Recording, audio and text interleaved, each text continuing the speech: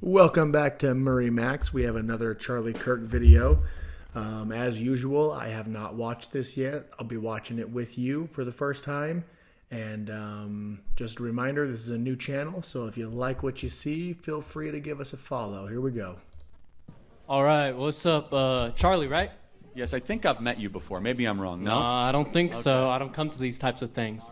But, so, a lot of liberal people say that Trump is authoritarian and different than any other president, right? And you disagree with that. So I was wondering, what's the smallest thing that Trump could do that would, be different and authoritarian, and a warning bell in your sign that it's undemocratic, Like, is it running for a third term? What is it? So you want me to answer a hypothetical? I want you to make a stance right now that you're saying, I'm never going to take this back. If any president does it, not just Trump, if Joe Biden did it, then it would be, and it can't be, something like, if they took out all the Republicans. If Donald Trump did what Biden did, which was trying to use the Justice Department to imprison someone that he was running up against, I would speak out against that.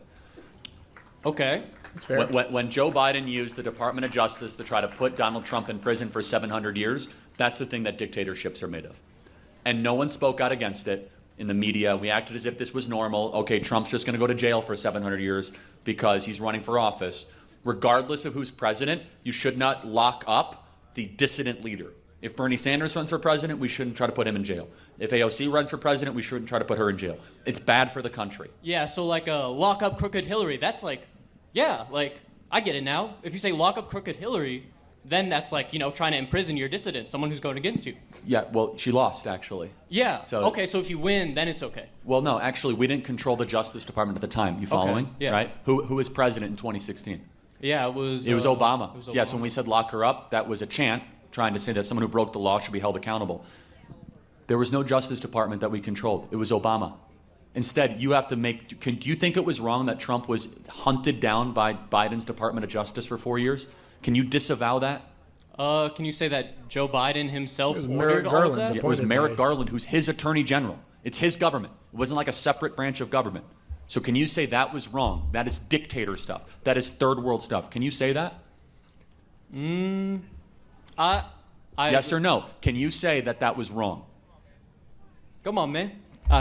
This is when you can tell someone's, debating in bad faith, because facts are what they are. Joe Biden's Justice Department obviously used, political warfare. They used legal warfare to try to take out opponents and just kind of restrict the potential future victory of Trump as much as they could. Well, I hope you all have a good night.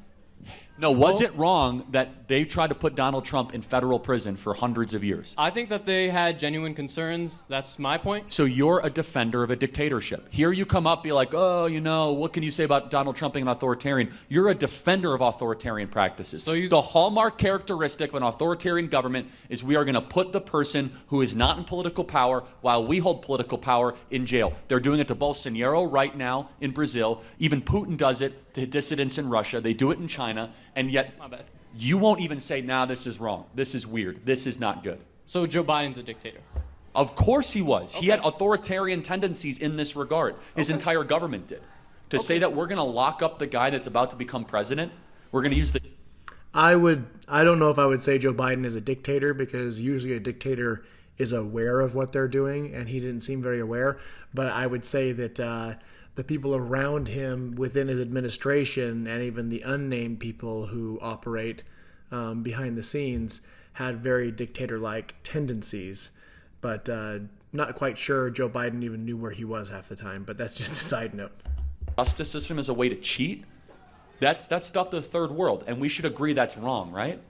Okay, I will say one more thing. I think that saying, the president beforehand was a dictator is not going to be good for the future health of this country, because we voted for him. What is incorrect with what I'm saying?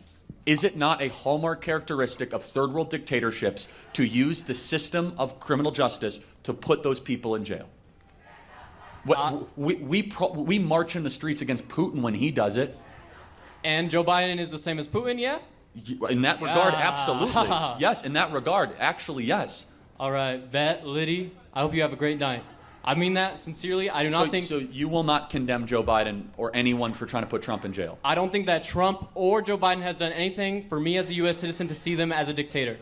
Okay, fine. And I think that political separation is because of people like you, Joe. Yeah, okay. We'll say that in the...